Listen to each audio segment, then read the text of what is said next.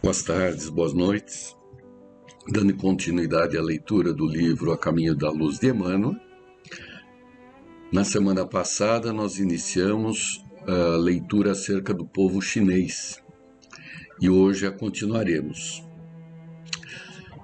Destaca-se do que foi falado anteriormente por Emmanuel que, independente de qual seja a origem do grupo civilizatório, todos eles estão submetidos à orientação e à conduta de Jesus, que é o governante do planeta Terra. Então, Jesus envia os seus representantes dentro de cada grupo para que eles possam expressar a obra de Deus. E foi nesse aspecto que nós terminamos a leitura da semana passada, né? Começamos agora com dois filósofos chineses que servem de base a toda a cultura milenar dessa civilização, que é Confúcio e Lao Tse. Então vamos lá. Emmanuel comentando, né? Confúcio, na qualidade de missionário do Cristo, teve de saturar-se de todas as tradições chinesas, aceitar as circunstâncias imperiosas do meio, de modo a beneficiar o país na medida de suas possibilidades de compreensão. Ele faz ressurgir os ensinamentos de Lao Tse, que fora, por sua vez, um elevado mensageiro do Senhor para as raças amarelas. Suas lições estão cheias do perfume da requintada sabedoria moral.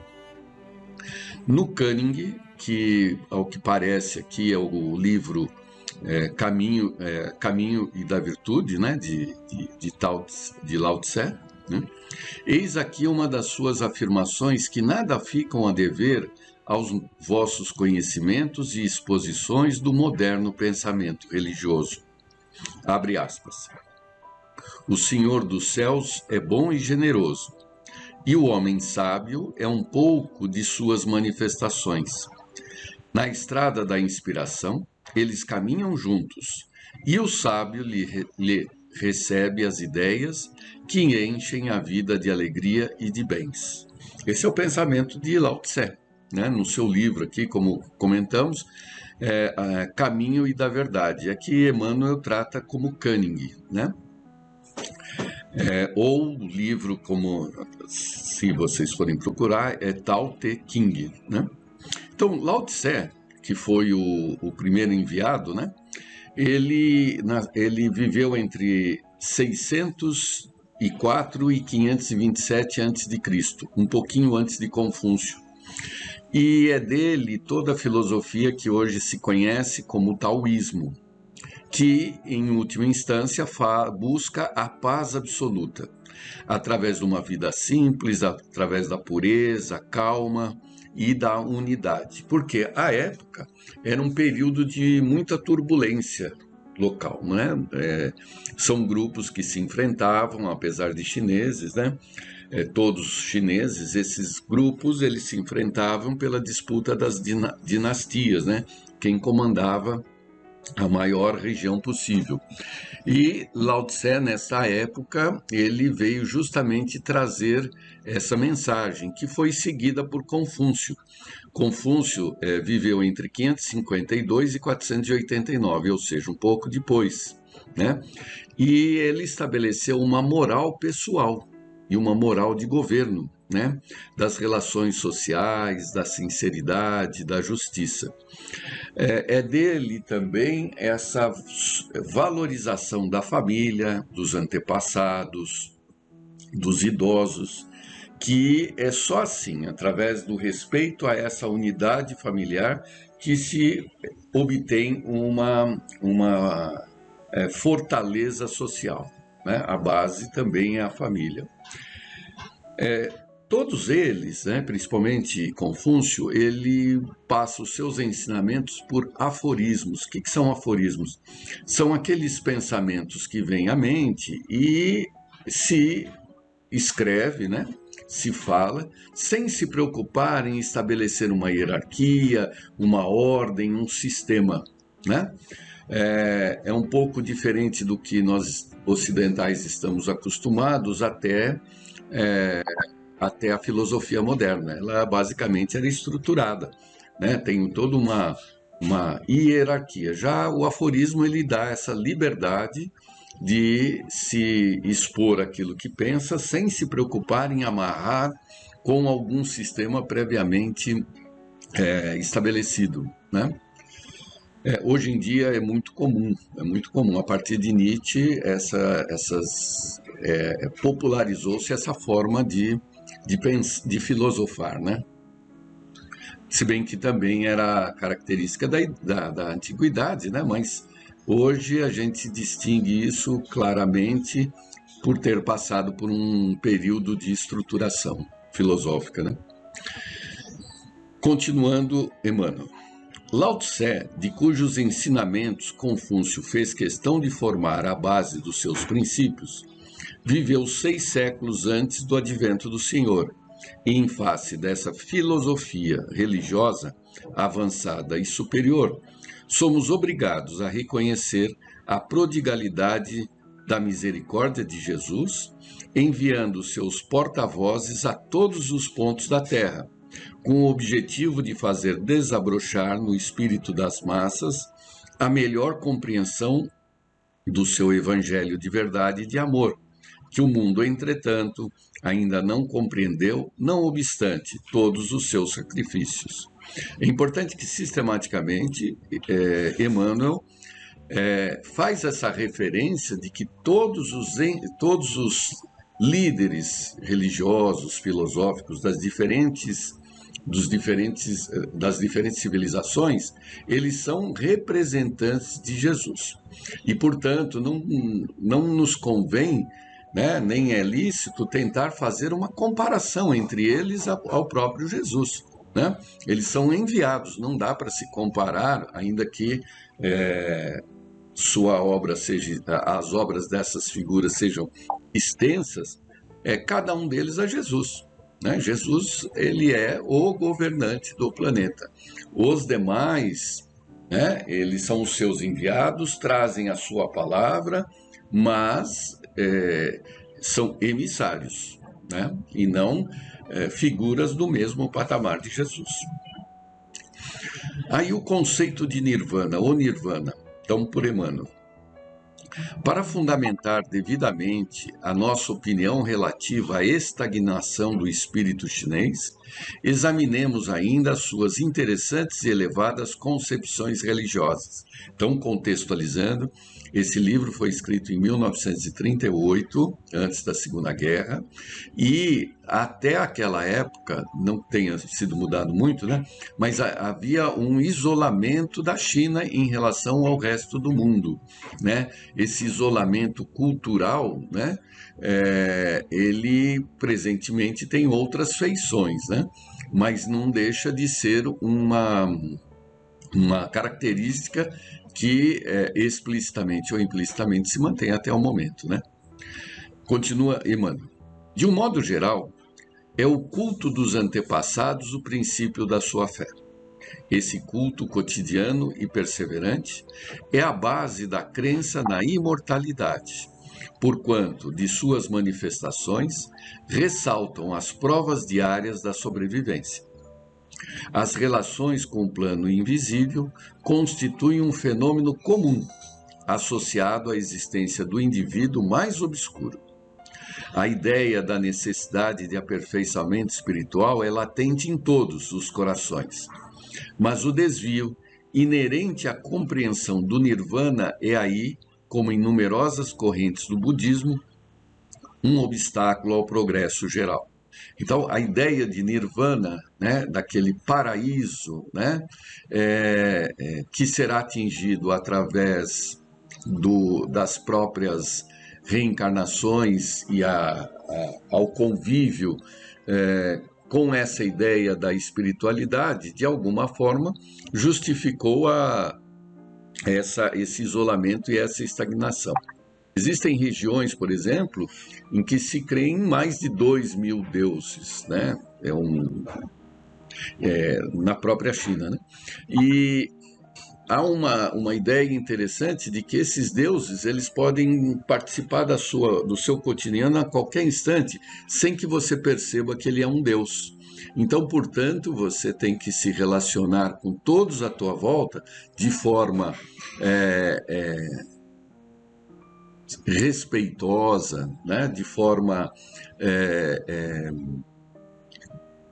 mansa e justa, porque você pode estar lidando ali com um Deus. É interessante essa ideia, né?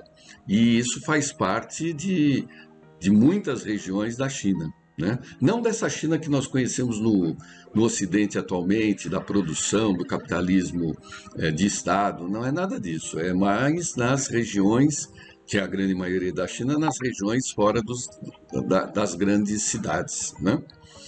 Continua, Emmanuel. O Nirvana, examinado em suas expressões mais profundas, deve ser considerado como a união permanente da alma com Deus, finalidade de todos os caminhos evolutivos. Nunca, porém, como sinônimo de imperturbável quietude ou beatificada realização do não ser. A vida é a harmonia dos movimentos, resultante das trocas incessantes no seio da natureza visível e invisível. Sua manutenção depende da atividade de todos os mundos e de todos os seres. Cada individualidade, na prova como na redenção, como na glória divina, tem uma função definida de trabalho e elevação dos seus próprios valores. Os que aprenderam os bens da vida e quantos ensinam com amor, multiplicam na terra e nos céus os dons infinitos de Deus. Então, Emmanuel aqui coloca que essa ideia de nirvana, de paz, de repouso, de paraíso, não está de acordo com a criação de Deus, né? E ele caracteriza os movimentos, né? A harmonia dos movimentos. Então, o que é movimento, né? Já comentamos isso, é muito importante termos absorvido essa ideia, né? Movimento significa mudança, né?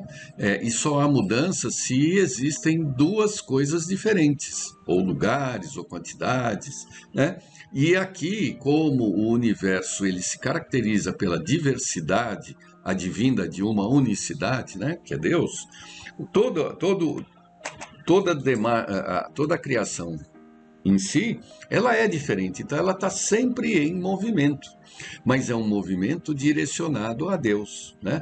Então, não há nada ocioso no universo, não se busca o repouso, o que se busca é o movimento harmonioso, né? Aquele que é feito dentro de uma ascensão, que contrapõe com a ideia chinesa de nirvana, é nesse aspecto. Para nós, o que se destaca tudo é exatamente transitório, tudo está sempre mudando, tudo é provisório, né? Nada tudo está. É essa ideia, né, que traz a doutrina, né? E alguns pensadores antigos, gregos até, e principalmente na filosofia hindu, né? Que é essa ideia de encarnação, né? Depois desencarne, movimento. Desencarnou, está lá em ação. Depois que desencarnou, o que vai fazer? Vai reencarnar. Então é um processo, né? Não, é a ideia sempre de fluxo, sempre de transformação. Mas transformação sempre cumulativa, para melhor. E aí Emmanuel coloca um comentário sobre a China atual de 1938, né? A falsa interpretação do Nirvana disturbou as elevadas possibilidades criadoras do espírito chinês. Cristalizou-se-lhe as concepções e paralisou-se-lhe a marcha para as grandes conquistas. É certo que essas conquistas não consistem nas metralhadoras e nas bombardas da civilização do Ocidente, cheia de comodidades multifárias, mas aqui me refiro à incompreensão geral acerca da lição sublime do Cristo e dos seus enviados. A China, como os outros povos do mundo, tem de esmar nesse século passado, os valores obtidos na sua caminhada longa e penosa. Destas palavras, não há inferir que a invasão japonesa, na sua incrível agressividade, esteja tocada de uma sanção divina. O Japão poderá realizar na Grande República todas as conquistas materiais. Usando a psicologia dos conquistadores, poderá melhorar as condições sanitárias do povo, rasgar estradas e multiplicar escolas, mas não amortecerá a energia perseverante do espírito chinês, valoroso e resignado, que poderá até ceder-lhe as próprias rédeas do governo, enchendo-o de fortuna, de suntuosidade e de honrarias, sem desprestígio do seu próprio valor, porquanto a China milenária sabe que os espíritos de rapina embriagam-se facilmente com o vinho de sangue do triunfo, e tão logo o luxo lhes amoleça as fibras da desesperação, todas as vitórias voltam automaticamente à reflexão, ao raciocínio, à cultura e à inteligência. Então, de novo, vamos contextualizar. À época, a China lá isolada, ela foi invadida cruelmente pelos japoneses. Hoje é até estranho imaginarmos a desproporcionalidade, né, pelo menos territorial. Como é que um país como o Japão invadiria o gigante China, né? Mas à época isso ocorreu, né? E foi uma invasão sangrenta, da qual gerou muita animosidade latente até hoje, né? Expulsos depois da Segunda Guerra, né, os japoneses voltaram para sua ilha e a China acabou implantando o comunismo, né? Esse comunismo, que é de base materialista, né, parece ser um paradoxo em relação aos ensinamentos milenares. Mas nós temos que entender que todo esse processo muito profundo, muito doloroso e que se mantém até hoje, é de uma nação que se entende, os habitantes da China se entendem como os grandes colonizadores da Terra, né? Eles se colocam como muito mais como um país enorme do que por uma forma de governo. Eles entendem, até alguns, né, que o comunismo é uma forma de governo atual, mas que a China é muito maior do que isso, já que ela é quem ajudou, para eles mesmos colocando, né, a povoar o próprio planeta, né, de tal forma que todo mundo descende de chinês. Isso é resultado de alguns pensamentos, de inclusive vários que estão aqui no nosso Brasil, né? Essa questão comunista, né, para nós é um problema, porque para nós não, né? Nós não somos chineses, mas tem reflexos, né? São esses valores materialistas, né? Esse capitalismo de Estado, no fim, né? Em que se alijou de alguma forma parte desses valores milenares, né? Quais sejam aí o respeito um pelo outro, o amor, né? O amor pelo próximo. E o Estado como um todo, ele tem que manter o bem comum, né? E isso tem reflexos que isso talvez a gente não consiga avaliar nessa encarnação, né? Continuando o que Emmanuel coloca. O que se faz necessário examinar é o estado de estagnação da alma chinesa nesses últimos séculos, para concluirmos pela sua necessidade imperiosa de comungar no banquete de fraternidade dos outros povos. O que, de alguma forma, com o que nós acabamos de falar desse capitalismo de Estado, ocorreu, né? Todos nós somos clientes, compradores dos produtos chineses por serem mais baratos, né? Então, esse comércio, porque o comércio ele é um primeiro momento de estabelecer uma relação, né? Um vendedor, ele obviamente ele é um vendedor comum de qualquer loja, né? Ele é uma pessoa que ele é sociável, porque ele tem que conversar com o cliente, ele tem que estabelecer uma relação com o cliente. E não adianta ele ficar com raiva do cliente porque não quis pagar isso ou aquilo, porque senão ele deixa de ser vendedor. Ele tem que ser uma figura simpática, né, para manter a relação. Da mesma forma, um país que exporta como a China exporta, ela tem que estabelecer relações comerciais, né?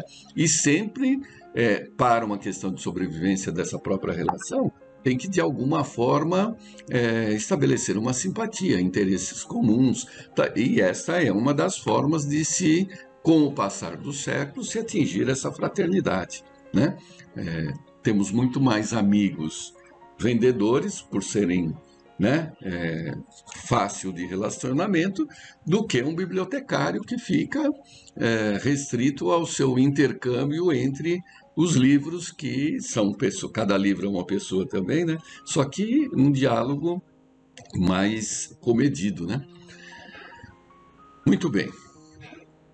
A edificação do Evangelho. O último trecho de Emmanuel é a respeito disso. É verdade que a palavra direta do Cristo, consubstanciada no seu Evangelho, ainda não chegou até lá de um modo geral, aclarando o caminho de todos os corações, mas um sopro de vida romperá as sombras milenárias que caíram sobre a República Chinesa, onde milhões de almas repousam indevidamente na falsa compreensão do Nirvana e do Absoluto.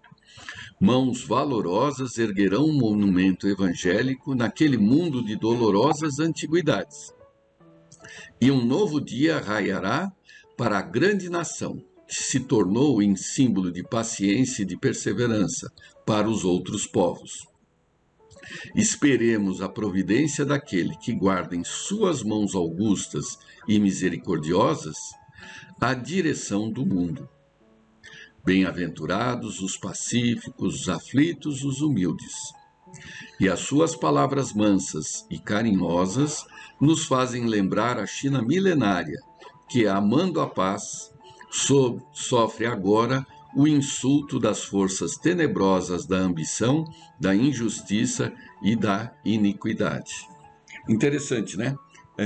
Hoje, né, 2022, nós podemos analisar a história, né? Então, a época que ele escreveu, os japoneses invadiram, né, promoveram várias atrocidades, e passadas décadas seguintes, né, hoje nós podemos confirmar o que Emmanuel previu, né? Por quê? Porque é fácil prever, né? Porque é a confiança de que Deus é bom e que Jesus faz tudo em nome dele.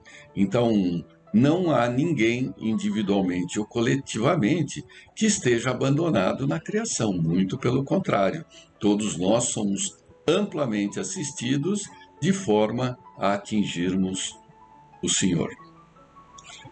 Boas tardes, boas noites, até a próxima oportunidade.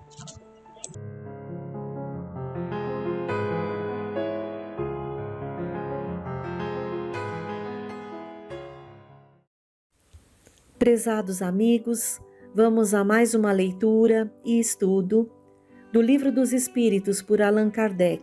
Estamos no livro 4, capítulo 1, Penas e Gozos Terrenos, item 6, Desgosto pela Vida, Suicídio. Kardec pergunta, 943. De onde vem o desgosto pela vida que se apodera de alguns indivíduos sem motivos plausíveis? Efeito da ociosidade, da falta de fé e geralmente da saciedade. Para aqueles que exercem as suas faculdades com um fim útil e segundo as suas aptidões naturais, o trabalho nada tem de árido e a vida se escoa mais rapidamente. Suportam as suas vicissitudes com tanto mais paciência e resignação, quanto mais agem tendo em vista a felicidade mais sólida e mais durável que os espera. 944. O homem tem o direito de dispor da sua própria vida? Não, Somente Deus tem esse direito. O suicídio voluntário é uma transgressão dessa lei. 944-A. O suicídio não é sempre voluntário? O louco que se mata não sabe o que faz. 945. O que pensar do suicídio que tenha por causa o desgosto da vida? Insensatos. Por que não trabalhavam? A existência não lhes teria sido tão pesada. 946. Que pensar do suicida que tem por fim escapar às misérias e decepções deste mundo? Pobres espíritos que não tiveram a coragem de suportar as misérias da existência. Deus ajuda aos que sofrem e não aos que não têm forças nem coragem. As tribulações da vida são provas ou expiações.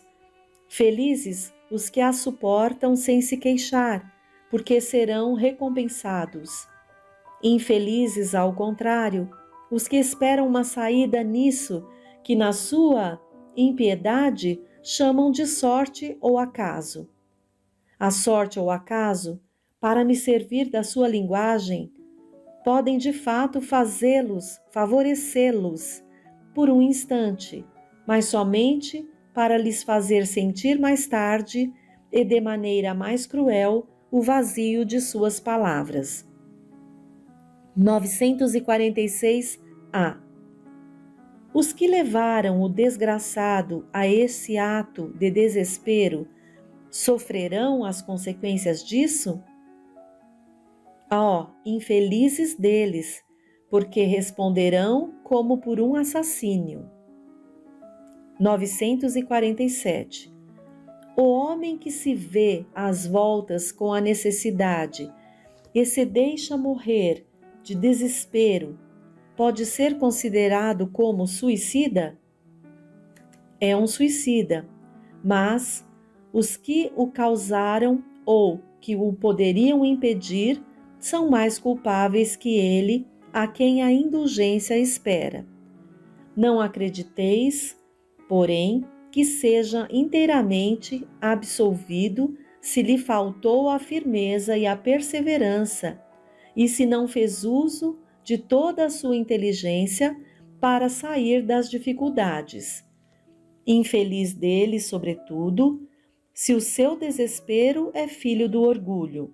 Quero dizer, se é um desses homens em que o orgulho paralisa os recursos da inteligência e que se envergonhariam se tivessem de dever a existência ao trabalho das suas próprias mãos, preferindo morrer de fome a descer do que chamam a sua posição social. Não há 100 vezes mais grandeza e dignidade em lutar contra a adversidade, em enfrentar a crítica de um mundo fútil e egoísta, que só tem boa vontade para aqueles a quem nada falta e que vos volta as costas quando dele necessitais? Sacrificar a vida à consideração desse mundo é uma coisa estúpida, porque ele não se importará com isso. 948. O suicida, que tem por fim escapar à vergonha de uma ação má, é tão repreensível como o que é levado pelo desespero? O suicídio não apaga a falta. Pelo contrário, com ele aparecem duas em lugar de uma. Quando se teve a coragem de praticar o mal, é preciso tê-la para sofrer as consequências. Deus é quem julga, e segundo a causa, pode às vezes diminuir o seu rigor. 949. O suicídio é perdoável quando tem por fim impedir que a vergonha envolva os filhos ou a família? Aquele que assim age não procede bem, mas acredita que sim, e Deus o levará em conta a sua intenção, porque será uma expiação que a si mesmo impôs. Ele atenua a sua falta pela intervenção, mas nem por isso deixa de cometer uma falta. De resto, se abolirdes os abusos da vossa sociedade e os vossos preconceitos, não tereis mais suicídios. Nota de Allan Kardec. Aquele que tira a própria vida para fugir à vergonha de uma ação má, prova que tem mais em conta a estima dos homens que a de Deus, porque vai entrar na vida espiritual carregado de suas iniquidades, tendo-se privado dos meios de repará-la durante a vida. Deus é muitas vezes menos inexorável que os homens. Perdoa o arrependimento sincero e leva em conta o nosso esforço de reparação. Mas o suicídio nada repara. Até aqui, então, Kardec nos esclarece o quanto devemos evitar esse ato do suicídio, que só Deus tem o direito de tirar a vida que Ele mesmo nos deu. Muitas vezes a pessoa é levada ao suicídio com a justificativa, como disse aqui, das questões da vergonha, das questões de descer ali, né, de perda de grandes posses materiais, ou de um emprego no qual ali sustinha a família, sustentava a família e tudo mais. O que Deus espera de nós diante das adversidades, das dificuldades e das provações, por mais difíceis que sejam, é que a gente busque nele a força necessária e confie. Peça a Ele e continue usando os recursos que Ele nos deu, descobrindo recursos até, porque muitas vezes é na prova maior que descobrimos maiores recursos em nós, usando a razão, usando as virtudes que o Cristo veio ensinar, utilizando ali a humildade para solicitar auxílio, aguardar ali a indulgência, ter fé acima de tudo e jamais recorrer a esse ato que só a Deus cabe, né? Continuando, Kardec faz a pergunta 950. Que pensar daquele que tira a própria vida com a esperança de chegar mais cedo a uma vida melhor? Outra loucura.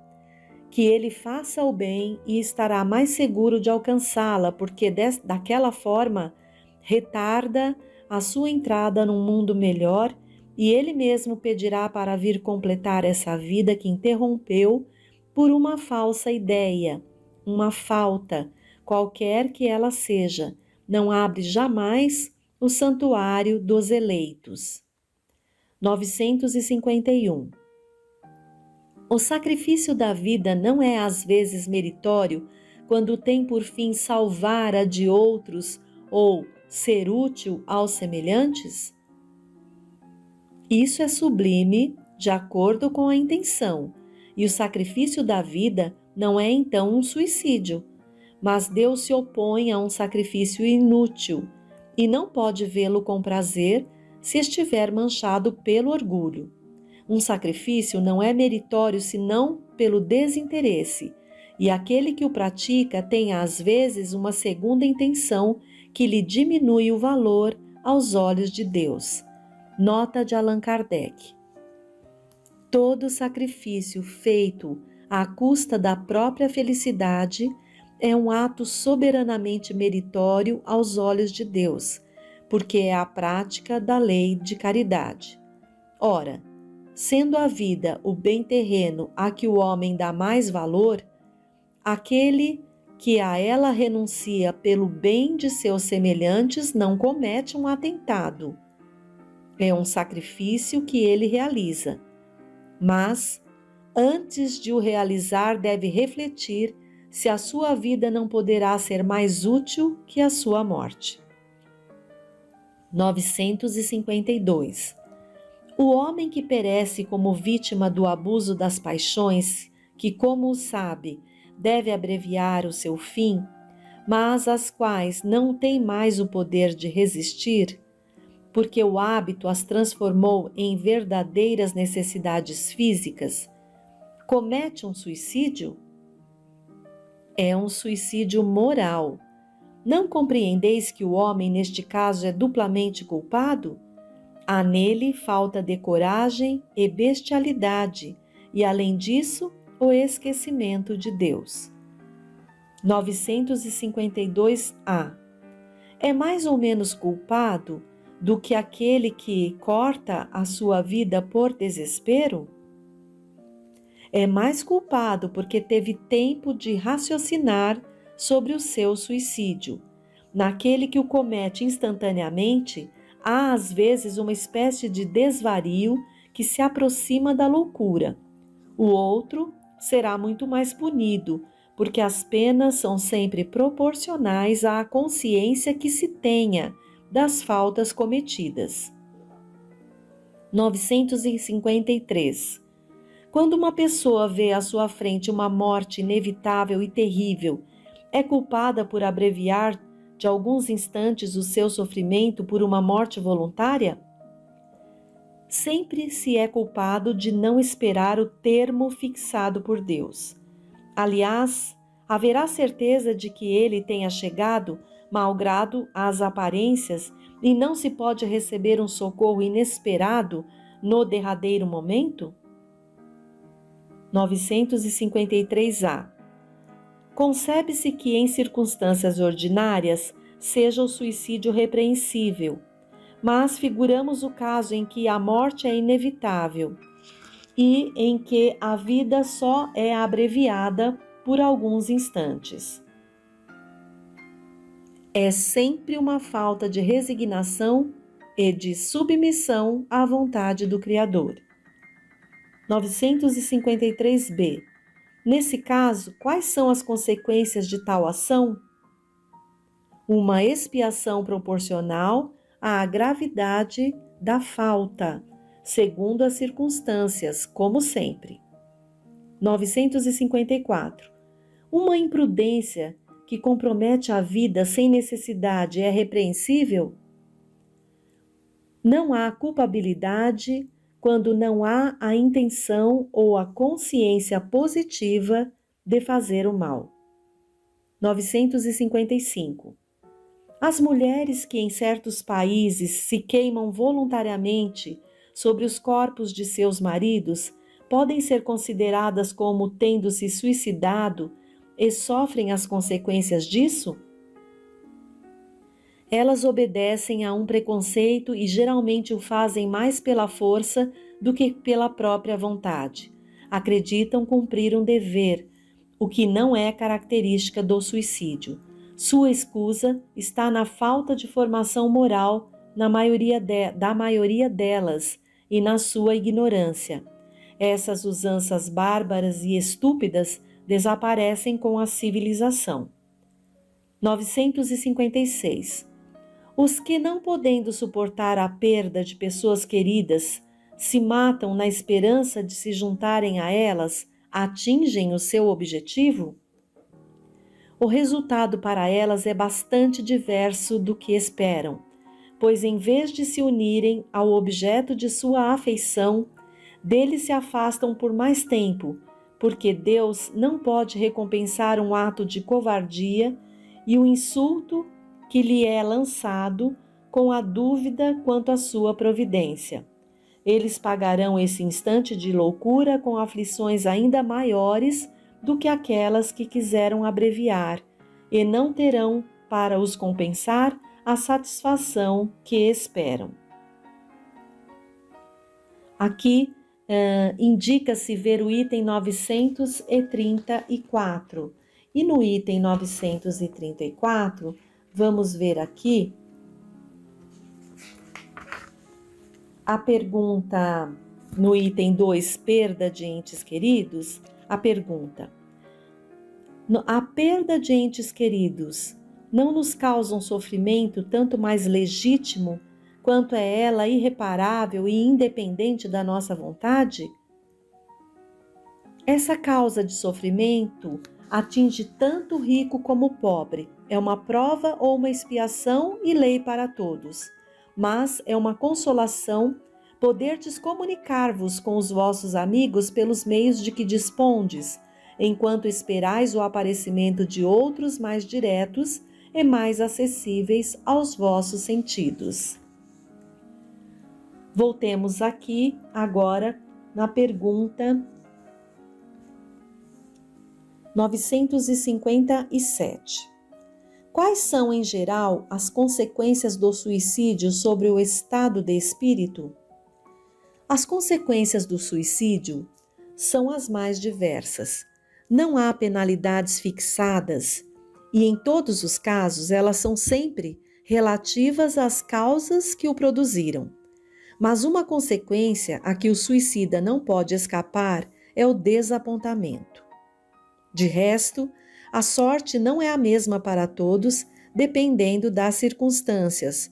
Alguns expiam sua falta imediatamente, outros numa nova existência, que será pior que aquela cujo curso interromperam. Nota de Allan Kardec. A observação mostra com efeito que as consequências do suicídio não são sempre as mesmas. Há, porém, as que são comuns a todos os casos de morte violenta, as que decorrem da interrupção brusca da vida.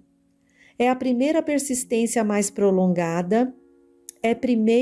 persistência mais prolongada e mais tenaz do laço que liga o espírito e o corpo, porque esse laço está quase sempre em todo o seu vigor no momento em que foi rompido, enquanto na morte natural se enfraquece gradualmente e, em geral, até mesmo se desata antes da extinção completa da vida.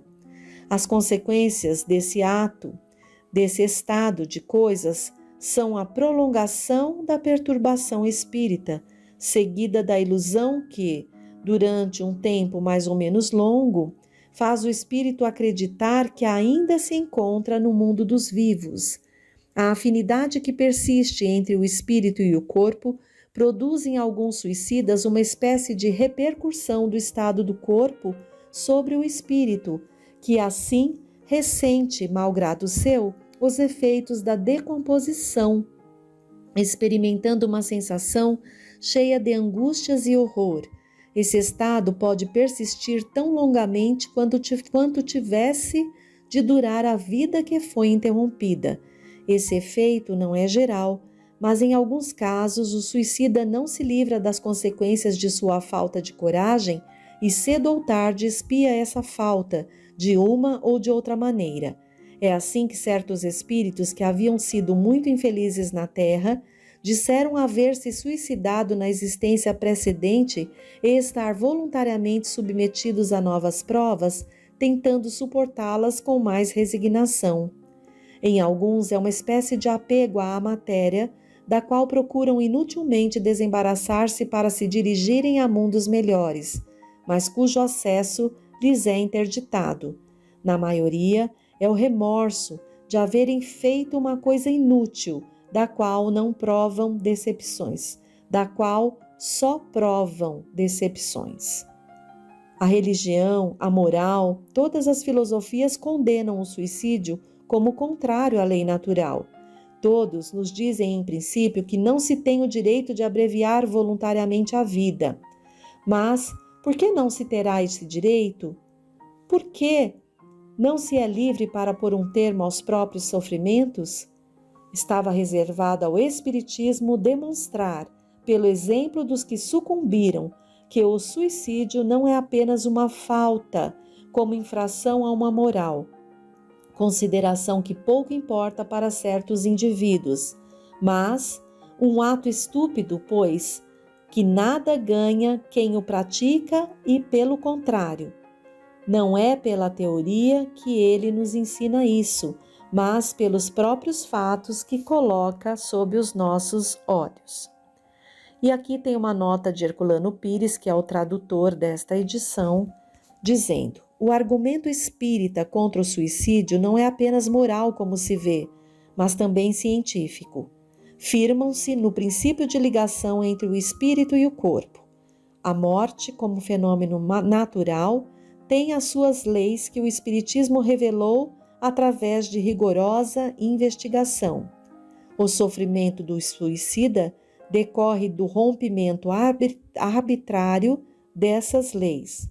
É como arrancar à força um fruto verde da árvore. Então, diante desses ensinamentos e esclarecimentos, jamais nos passe pela cabeça, pelo pensamento, a ideia do suicídio, a ideia de tirarmos a própria vida diante de uma dor, diante de uma situação a qual consideramos ali muito intensa e difícil de se enfrentar.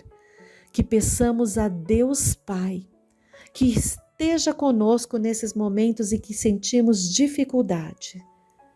E haveremos de conseguir força e recursos como filhos de Deus para nos reerguer, para dar passos adiante sem recorrer a isso. Descobriremos em nós esses recursos íntimos, pois temos ali o DNA divino, somos filhos de Deus e haveremos todos de conseguir passar pelas provas e pelas expiações sem buscar esse recurso. Tenhamos fé em Deus e em Jesus, nosso irmão maior. Até o próximo encontro.